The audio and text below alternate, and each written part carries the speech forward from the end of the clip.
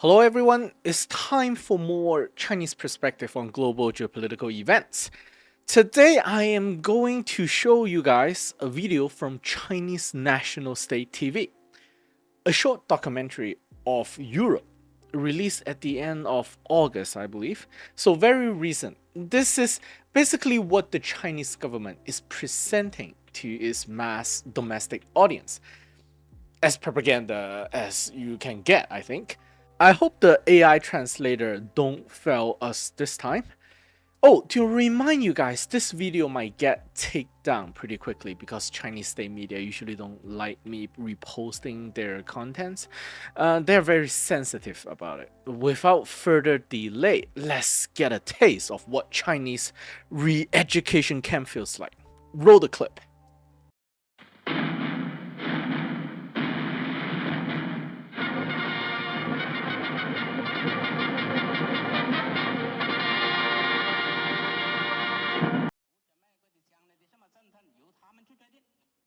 就是说，他们要打毒酒就打毒酒。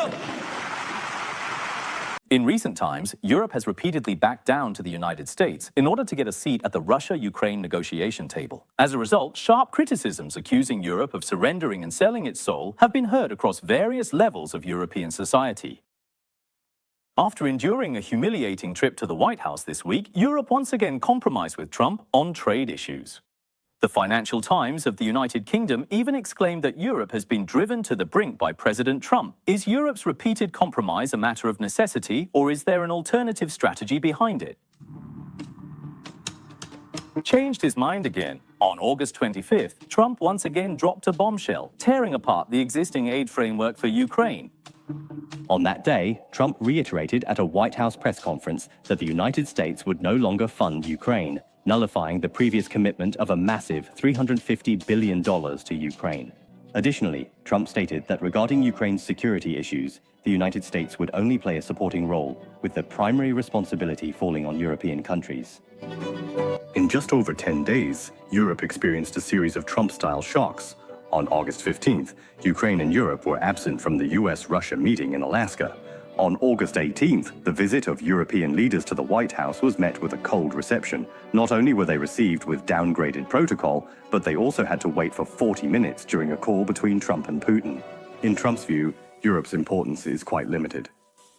Moreover, he doesn't believe these Europeans can play any practical role in resolving the Russia-Ukraine conflict peacefully. Therefore, it shows a complete indifference to the Europeans' visit. It is quite dismissive. It even disrupts the usual diplomatic conventions that have been established. Nevertheless, the Europeans still opt to proceed. This also reflects the anxiety and predicament faced by the Europeans. This seemingly harmonious but actually awkward meeting laid bare Europe's predicament. Trump not only directly rebuffed Europe's request to cease fire before negotiations, but also bluntly stated that Europe is the first line of defense in the Ukraine crisis. With Trump clearly rejecting Ukraine's NATO accession, giving Ukraine security guarantees like those in Article 5 of the North Atlantic Treaty on collective defense is the most urgent issue for Ukraine and Europe. Article 5 of the North Atlantic Treaty encompasses collective defense, signifying that members respond collectively if attacked. Nonetheless, the United States has solely pledged protection and coordination among nations without consulting Europe on specific details, such as burden sharing for security guarantees. Trump talked about Trump's promise is not the kind of commitment under Article 5 of the North Atlantic Treaty where everyone would come to the rescue. He said that Ukraine could obtain weapons from the United States with the cost covered by Europeans, which is not a true security guarantee. During Trump's first term, he introduced the America First policy, which targeted Europe, even openly stating that the EU was an old adversary of the United States. At that time, Europe was advocating for NATO's strategic autonomy and the establishment of a self-reliant European army. After enduring 4 years of Trump's first term, with the Biden administration's rise to power, the US and Europe returned to a subtle balance after the outbreak of the Russia-Ukraine conflict. Europe is now the main force in sanctioning Russia, despite rising internal prices and public dissatisfaction. Europe appears to be gradually giving up its independence and aligning more closely with US policies. During the entire Russia-Ukraine conflict, the United States and Europe have continuously provided Ukraine with weapons and a large amount of intelligence. Even during Biden's administration, many people discussed the possibility of Ukraine becoming a NATO member. However, with the re-election of Trump, this particular prospect disappeared. During the initial term, individuals were discussing more straightforward issues such as tariffs or group-related concerns, some interest-related matters or livelihood issues, or relatively long-term challenges. However, the Ukraine crisis is distinctly different. The Ukraine crisis represents a critical matter of life and death for the continent of Europe. If the forthcoming arrangements for Europe's security order are unable to guarantee the type of security that Europeans firmly believe in, then Europe might not possess the necessary means to uphold its position in the global arena. So you need to understand that Europeans are very anxious about this matter. They are very worried that Russia might not stop at Ukraine and could move further west. Trump not only broke the transatlantic defense and security policy that had lasted for decades, he also declared an ideological war on Europe. Economically, he launched a trade war with such speed and aggressive attitude. Europe, as an ally, was caught off guard. When facing Trump, Europe seemed to be in a cycle of panic and forced acceptance, falling into one predicament after another. Accelerating defense autonomy, especially relying on its own strength to protect Ukraine, has become an inevitable choice for Europe.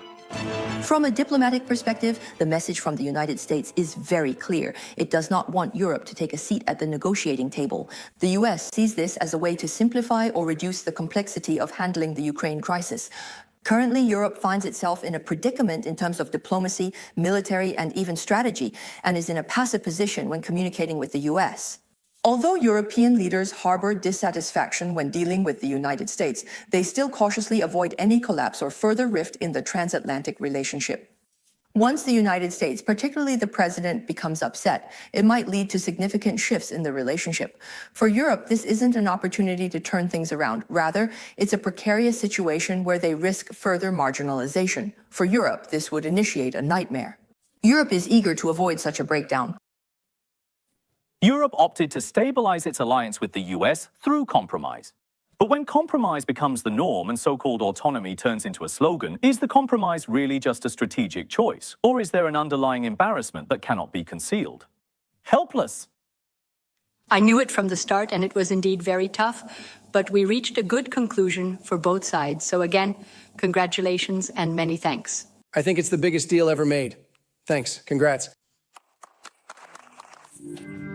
On August 21st, the United States and the European Union issued a joint statement revealing the specific details of the new trade agreement reached between the two parties in July. Regarding this agreement, European Commission Trade and Economic Security Commissioner Šefčovič stated that this declaration avoided a potentially harmful tariff war that would benefit neither side. However, in the view of many European media outlets, such remarks seem somewhat self-serving. An unnamed former EU official told Euronews that there is no reciprocity. The US imposes a 15% tariff, while the EU imposes 0 tariffs on all imported American industrial goods. The joint statement is terrible, a complete surrender. The Japanese Ferguson. Let's not forget, the initial tariff between the US and EU was 0, maybe 2% at most. Now it's jumped to 15%, which could be worse for many industries. This 15% rate exceeded what European countries expected. They hoped the rate for major industrial goods would ideally be 0. Even if it was 10%, it would be acceptable, but it turned out to be 15%. We can think about when the UK and the US reached their trade agreement, the UK had a 10% tariff. The EU somewhat mocked the UK, saying, look, you have such a good relationship with the US, and yet you only managed to negotiate a 10% tariff. Aren't you supposed to have a special relationship? However, the EU countries, believing in their economic strength, negotiated with the US for a long time and ended up with a worse deal than the UK, with a 15% tariff. For numerous European countries, this situation is indeed quite uncomfortable for them. Europe is welcoming. Europe's political scene is rife with criticism of these disguised unequal treaties, French Prime Minister Bayrou said. These are dark days for Europe. Hungarian Prime Minister Orbán even bluntly stated that Trump had von der Leyen for breakfast. However, the EU's ongoing concessions and passive compromises under constant US pressure don't end there. A report on the German news channel Site on August 29th mentioned that the US plans to sell 3,350 extended-range attack munitions missiles to Ukraine and South Korea. Delivery should begin in roughly 6 weeks. This $825 million weapons order is mainly funded by European countries. You should know that at the NATO summit in June, which was tailored for Trump, 32 member countries. After difficult negotiations, a compromise was finally reached on the military expenditure ratio plan, increasing military spending to 5% of the gross domestic product by 2035.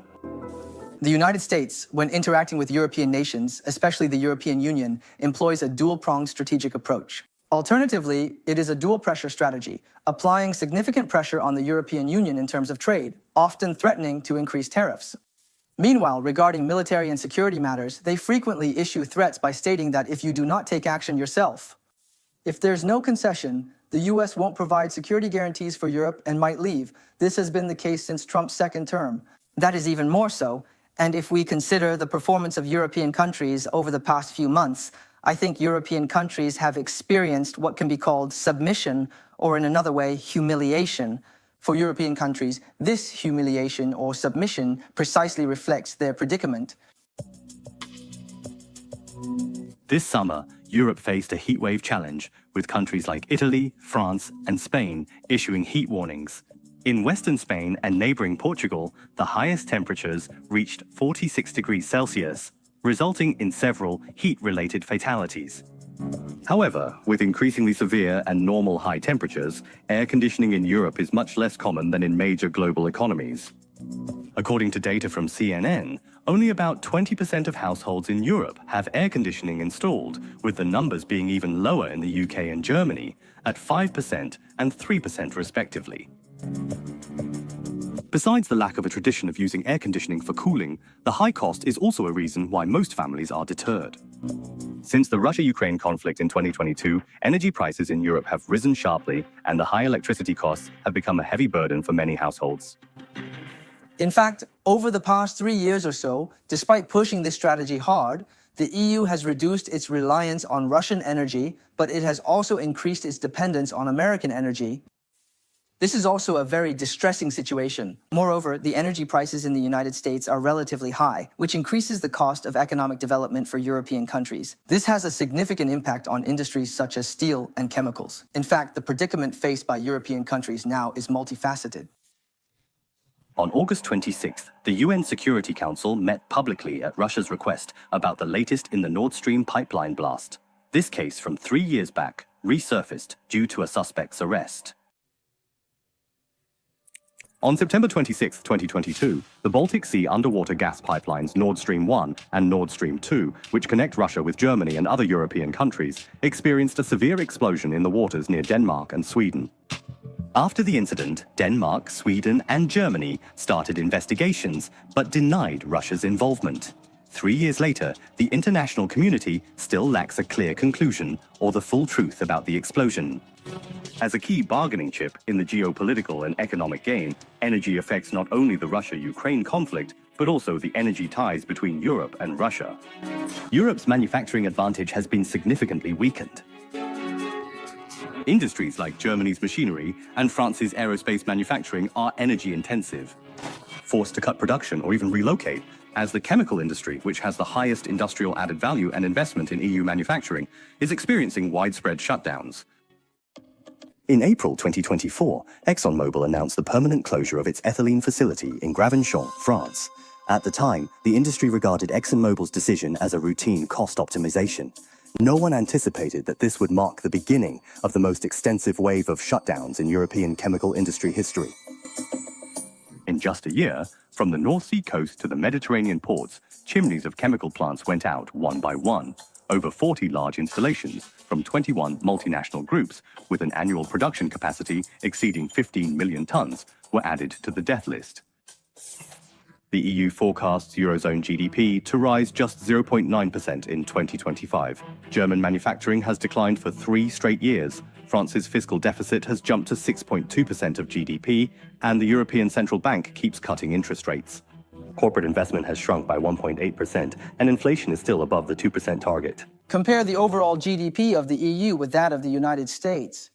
You'll see, for instance, around 10 years back, Europe's and the US's economic output was pretty close. But in recent years, the total GDP of the Eurozone has fallen significantly behind that of the United States. If your strength is insufficient when dealing with the United States, especially when you have a dependency on the US for security, you must make compromises and concessions to keep the US engaged and continue cooperating with Europe. The decline in Europe's economic situation comes with a weakened military capability. Europe's share in global military power is currently at its lowest point since the Middle Ages. Even though European leaders are currently pledging to give precedence to defense in light of the Russian threat, they are encountering difficulties in establishing their own military capabilities. In February, a report by the Bruegel think tank and the Kiel Institute for the World Economy noted that replacing the 100,000 US troops in Europe would need Europe to increase its military personnel by 300,000, beyond its current 1.47 million active duty soldiers, focusing on mechanized and armored units. This means adding about 50 European brigades, and for effective deterrence in the Baltic region, at least 1,400 tanks are needed. 2,000 infantry fighting vehicles and 700 artillery pieces exceed the combined combat strength of France, Germany, Italy, and the UK's current armies. Former Belgian Prime Minister Mark Eyskens once described Europe as an economic giant, a political dwarf, and a military worm. Today, the aura of the economic giant has faded, and political and military breakthroughs remain elusive. It can be said that these threefold dilemmas leave Europe lacking confidence when engaging with the United States. I think European countries don't dare to deal with the United States. There could be several reasons for taking a tough stance and then choosing to compromise. One reason is not having enough strength. Furthermore, there exists a significant reliance on the United States for security purposes. To maintain Trump's favor and ensure that the United States continues to offer this security assurance for Europe, they are compelled to make additional concessions in trade agreements. The second reason, I think, is that many leaders of European countries, those in power or in government, politicians have illusions about the United States. Just like during Trump's first term, they thought Trump was just a temporary phenomenon. A few years later, he would step down and US-Europe relations would usher in a new spring and a new situation. Therefore, they did not dare to adopt a strong confrontational stance against Trump. Ultimately, they were left with no choice but to engage with the United States through a series of compromises, leading to what I perceive as a somewhat humiliating outcome. 7 years ago at the G7 summit in Quebec, Canada, the open confrontation between Europe and the United States caused a stir.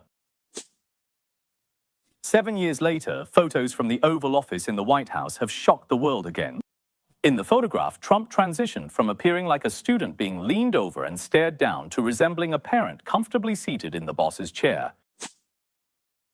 What kind of changes have occurred in the relationship between Europe and the United States? How has Europe gradually put itself in a predicament? After the end of World War I, Europe's status declined, and the United States gradually grew into a world power. During World War II, the United States fought alongside the United Kingdom and other European countries to resist fascism. During the Cold War, to address a common enemy, the Soviet Union further promoted the alliance between the United States and Europe. The United States initiated the Marshall Plan for economic aid to Western Europe, officially known as the European Recovery Program. Although the Marshall Plan promoted Europe's development, it also caused Europe to become dependent on the United States. After the conclusion of World War II, they proceeded to provide assistance to Europe, correct? The Marshall Plan was implemented to support Europe, with the intention of rejuvenating the European market and creating additional opportunities for American products. Meanwhile, there was hope for Europe to rearm. From World War I to World War II, and then the Cold War, the US-Europe relationship changed, eventually forming an alliance. On April 4th, 1949, foreign ministers from 12 countries like the US, UK, and France signed the North Atlantic Treaty in Washington. Since then, NATO has played a key role in protecting European security and has been a tool for the US to control Europe's political and military matters. After the Cold War, we have actually seen a long-standing close relationship between the two sides and Europe's reliance on the United States. Europe has gained from strong economic and trade ties with the US and wants to keep this close bond. Regarding security, Europe has long viewed its security cooperation with the US as mutually beneficial. The US leads in European security, so it must take on related responsibilities. From the start of Trump's first term, the US began altering its behavior. Looking deeper, it's due to the relative decline in power of both the US and Europe. The US can't take on more responsibilities and wants European countries to align with its goals rather than responding more to allies' demands. In the progression of US-Europe relations, is the unpredictable Trump truly just an anomaly? The superficial harmony between Europe and the US started showing strain after the Cold War, as early as the Clinton era. The EU passed a law that did not recognize US sanctions. The trigger at that time was the Cuba issue. After George W. Bush took office, sharp disagreements emerged within NATO and the EU over the Iraq War and Middle East policy. During Obama's term, the US launched the Asia-Pacific Rebalance Strategy, sidelining the Middle East and Europe, leaving Europe in despair. Under Biden, the Inflation Reduction Act, the CHIPS and Science Act, and others have drained resources from Europe, weakening its industrial and agricultural base. At the same time, the NATO-driven Kosovo War, Gulf War, Libya War, and Syrian War all have brought the threat of terrorism spread and refugee waves to Europe, essentially harming Europe's interests by the United States. Meanwhile, the ongoing crisis in Ukraine continues to significantly deepen its impact on the European continent. In this regard, ex-Italian PM and ex-European Central Bank President Mario Draghi said the EU needs changes to respond to the tough wake-up call from the US. In the future, if he wants to escape this awkward situation and overcome this predicament, I think the most important thing is to enhance one's own strength. This strength is actually multifaceted. The most important thing is to have it. Competitiveness, such as economic competitiveness, technological competitiveness, and certainly in the field of security, requires more determination. It means making a firm decision to break free from dependence on the United States. After the Washington talks ended, the EU and NATO held meetings focusing on security assurance. Intensive discussions were held on aid to Ukraine and future strategic directions. On August 19th, the European Council held a video conference, after which the High Representative for Foreign Affairs and Security Policy, Kallas, stated that the EU will provide training for Ukrainian soldiers, boost Ukraine's military and defense industry capabilities, and new sanctions against Russia will be introduced in September. On August 20th, defense ministers from NATO's 32 member countries held a video conference to discuss providing security assurances to Ukraine. They engaged in what was described as a full and frank discussion. According to sources, the security guarantees that the United States might offer include a commitment to provide air support for operations in Europe, intelligence assistance for missions related to Ukraine, and the deployment of US forces in the Black Sea. In response, Russia reacted strongly. European countries are attempting to influence the United States to change its stance on resolving the Ukraine conflict through unethical means. By setting conditions, they are pulling the United States into aggressive hostile actions, thereby strengthening Ukraine as a tool to contain Russia. However, when unity against external threats was needed, the EU failed to show strong cohesion and became more consumed by internal conflicts.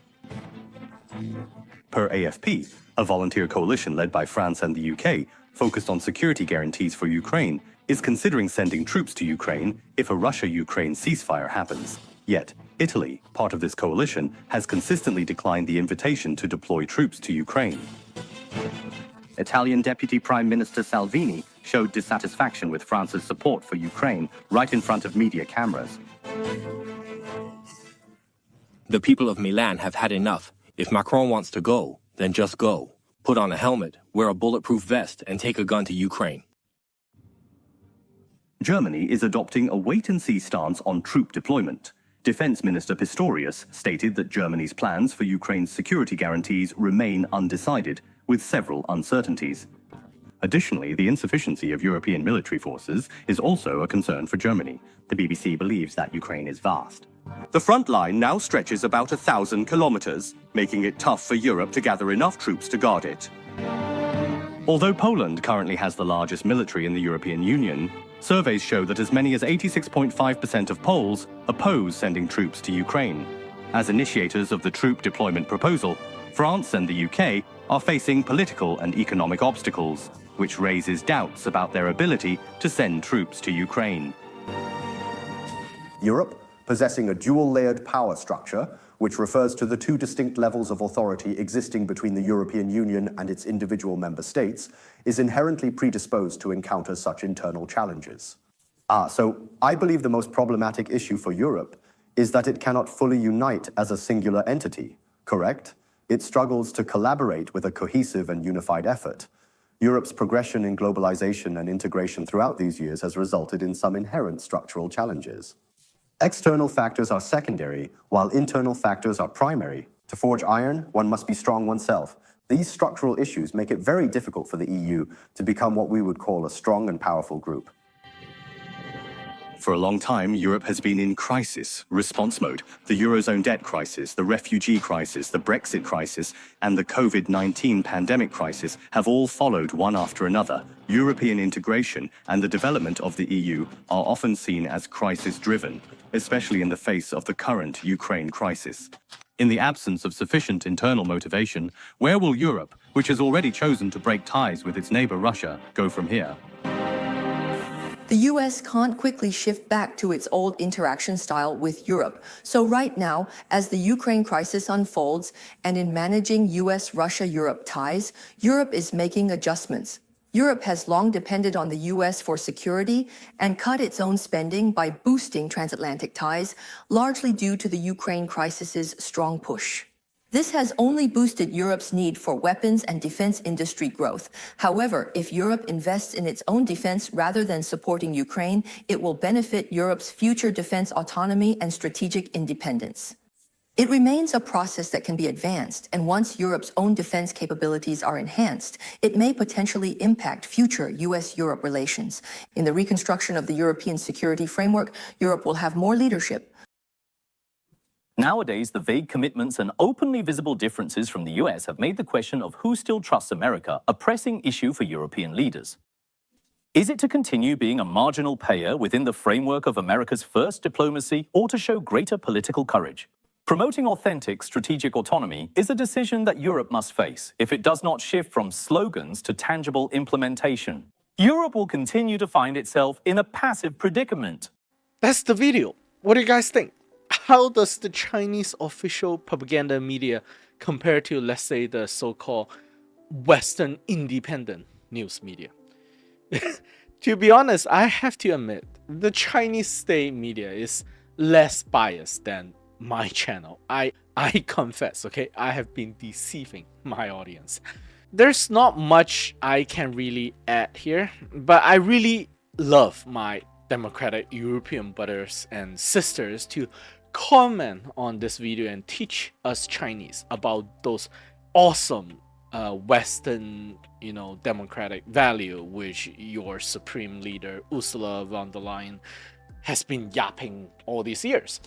Europe is looking to the future with hope and determination. There are so many great ideas out there. Let's bring them together. Thanks for watching. Like and subscribe. See you guys in the next video.